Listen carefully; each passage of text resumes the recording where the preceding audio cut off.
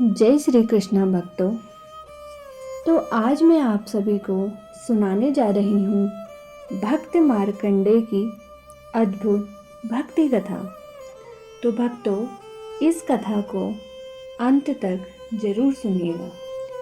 तो चलिए शुरू करते हैं। बहुत समय पहले की बात है। एक ऋषि थे जिनका नाम था मार्कंड ऋषि। उनकी पत्नी का नाम मारुदमती था। दोनों बहुत ही धर्मात्मा और भगवान शिव के बड़े भक्त थे। लेकिन उनके जीवन में एक दुख था। उनके कोई संतान नहीं थी। दोनों पति पत्नी ने मिलकर भगवान शिव की कठोर तपस्या शुरू कर दी। वे दिन रात भगवान का नाम जपते और उनसे संतान की प्रार्थना करते थे। कई वर्ष की तपस्या के बाद भगवान शिव उनकी भक्ति से प्रसन्न हुए। एक दिन भगवान शिव उनके सामने प्रकट हुए और बोले, मार्कंड ऋषि, मैं तुमसे प्रसन्न हूँ। मांगो, तुम क्या चाहते हो? ऋषि ने हाथ जोड़कर कहा, प्रभु, हमें एक पुत्र चाहिए। भगवान शिव बोले, मैं तुम्हें दो विकल्प देता हूँ। एक, पुत्र जो बहुत बुद्धिमान और महान होगा, लेकिन उसकी आयु केवल 16 वर्ष ही होगी। या दूसरा, पुत्र की आयु तो लंबी होगी, लेकिन वह साधारण ही होगा। ऋषि मार्कंडो ने थोड़ी देर सोचा और बोले, प्रभु, हमें वही पुत्र चाहिए जो महान हो, चाहे उसकी आयु कम ही क्यों ना हो। ऋषि मार्कंडो ने थोड़ी देर सोचा और बोले, प्रभु, हमें वही पुत्र चाहिए जो महान हो, चाहे उसकी आयु कम ही क्यों ना हो। भगवान शिव ने कहा, तथास्तु।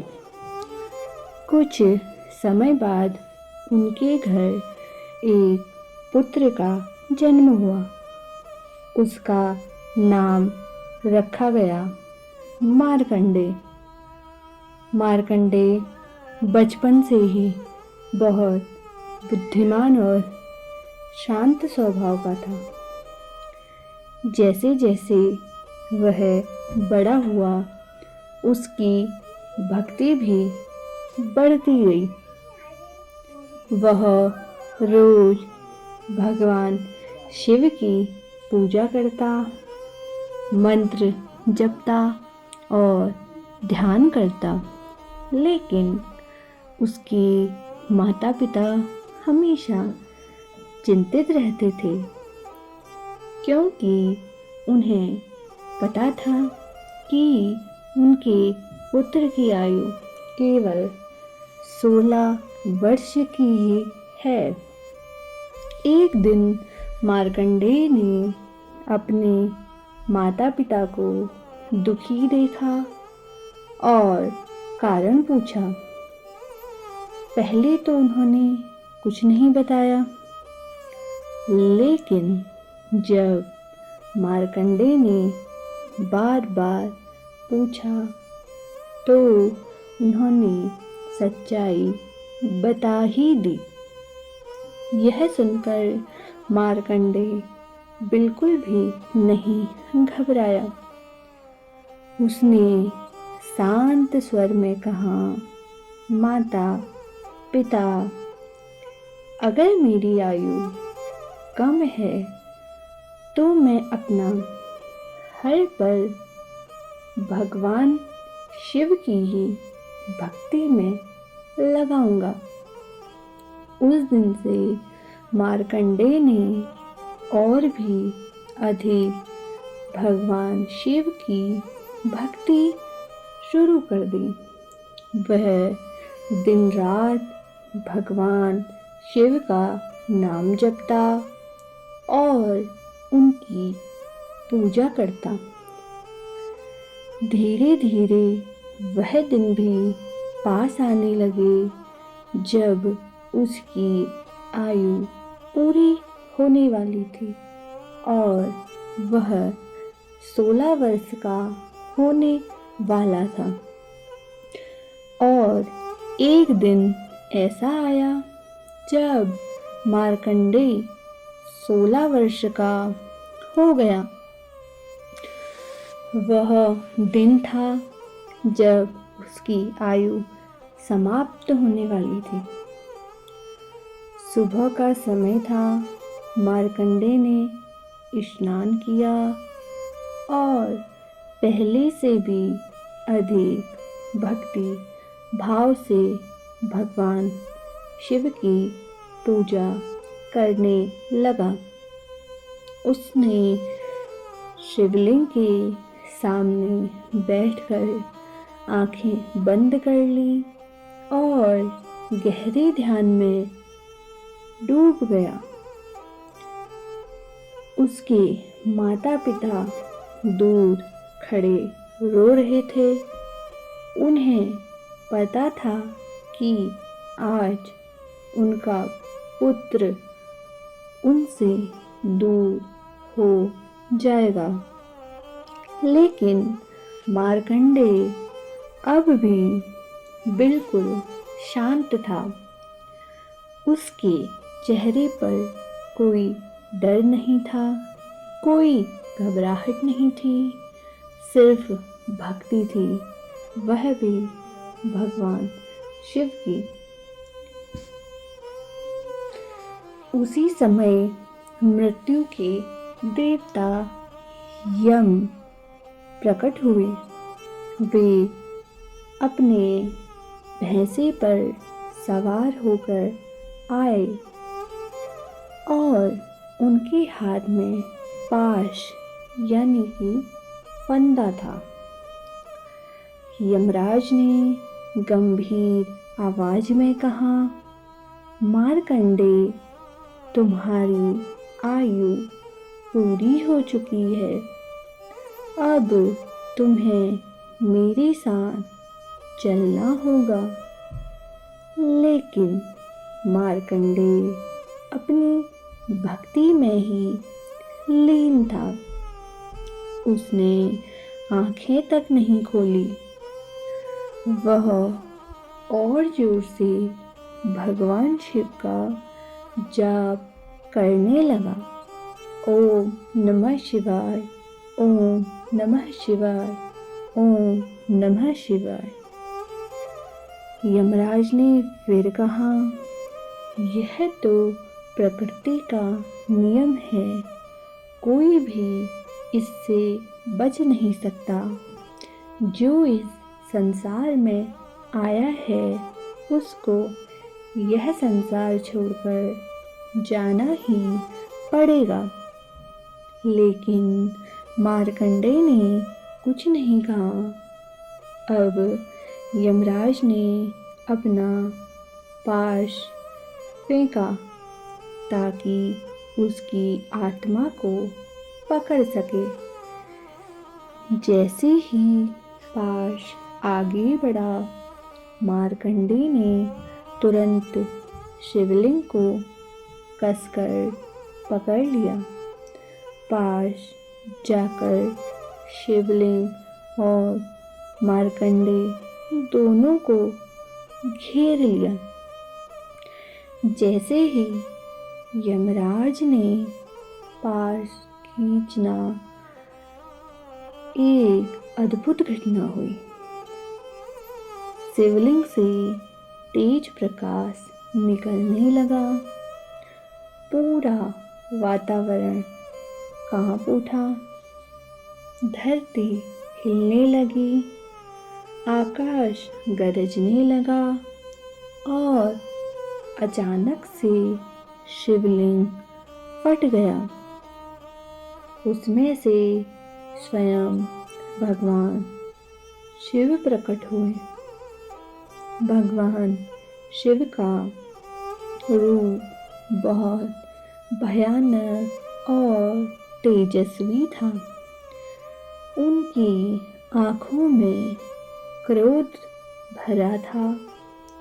उन्होंने जोर से कहा, यमराज, तुमने मेरे भक्त को छूने की हिम्मत भी कैसे की? यमराज घबरा गए, वह डर गए। उन्होंने हाथ जोड़कर कहा, प्रभु, मैं तो अपना कर्तव्य निभा रहा था, लेकिन यह सुनकर भी भगवान शिव बहुत क्रोधित थे। उन्होंने अपने त्रिशूल से यमराज पर प्रहार कर दिया। यमराज वहीं गिर पड़े। पूरा संसार हिल गया। अब मृत्यु का देवता ही घायल हो चुका था।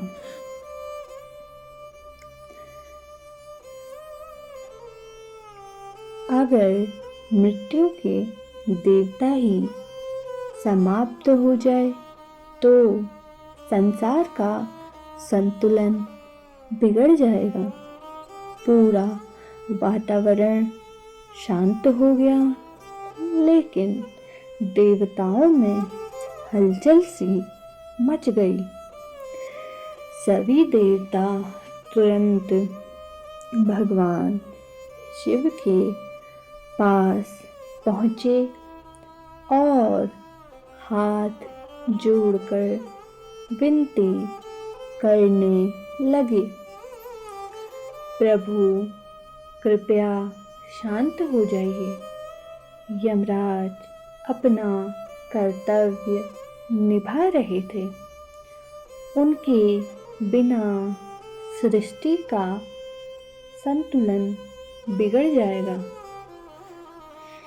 भगवान शिव का क्रोध धीरे धीरे शांत हुआ। उन्होंने यमराज की ओर देखा और अपनी दिव्य शक्ति से उन्हें पुनः जीवित कर दिया। यमराज उठकर खड़े हो गए और हाथ जोड़कर बोले, प्रभु, मुझे क्षमा कर दीजिए। मैंने आपके भक्त को छूने का साहस किया। भगवान शिव बोले, यमराज, मेरा भक्त मार्कंडेय सच्ची भक्ति करता है। जो व्यक्ति पूरी श्रद्धा और विश्वास से मेरी शरण में आता है, उसे मृत्यु छू भी नहीं सकती। फिर भगवान शिव ने मार्कंडेय की ओर देखा, जो अभी भी शिवलिंग से लिपटा हुआ था। उन्होंने उसे प्रेम से उठाया और कहा, बेटा मार्कंडेय, मैं तुम्हारी भक्ति से बहुत ही प्रसन्न हूँ। मांगो क्या वरदान चाहिए?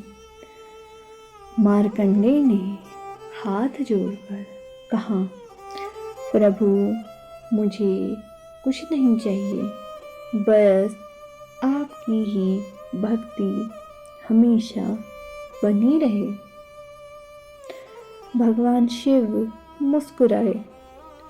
उन्होंने कहा, तुम अमर रहोगे, तुम्हें कभी भी मृत्यु नहीं आएगी। तुम हमेशा 16 वर्ष के ही रहोगी और सदा मेरी भक्ति करते रहोगे। यह सुनकर मार्कंडेय के माता पिता की खुशी का कोई ठिकाना नहीं रहा। वे भगवान शिव के चरणों में गिर पड़े और उनका धन्यवाद करने लगे। भगवान शिव ने उन्हें आशीर्वाद दिया और वह वहाँ से अंतर्ध्यान हो गए। उस दिन के बाद मार्कंडेय अमर हो गया और उसकी भक्ति की कथा पूरे संसार में फैल गई। आज भी लोग उसे याद करते हैं और उसकी भक्ति से प्रेरणा लेते हैं। तो भक्तों, हमें इस कथा से यह सीख मिलती है कि सच्ची भक्ति से भगवान को पाया जा सकता है। भगवान अपने भक्त की हमेशा रक्षा करते हैं। मृत्यु भी सच्चे भक्त का कुछ भी नहीं बिगाड़ सकती है। विश्वास और भक्ति ही सबसे बड़ी शक्ति है। तो दोस्तों, आज की कथा में इतना ही। अगर आपको कथा पसंद आई हो तो कथा को लाइक करें, शेयर करें और ऐसी ही कथाएं सुनने के लिए हरी कथा चैनल को सब्सक्राइब करें। ओम नमः शिवाय। जय श्री राधे, जय श्री कृष्ण।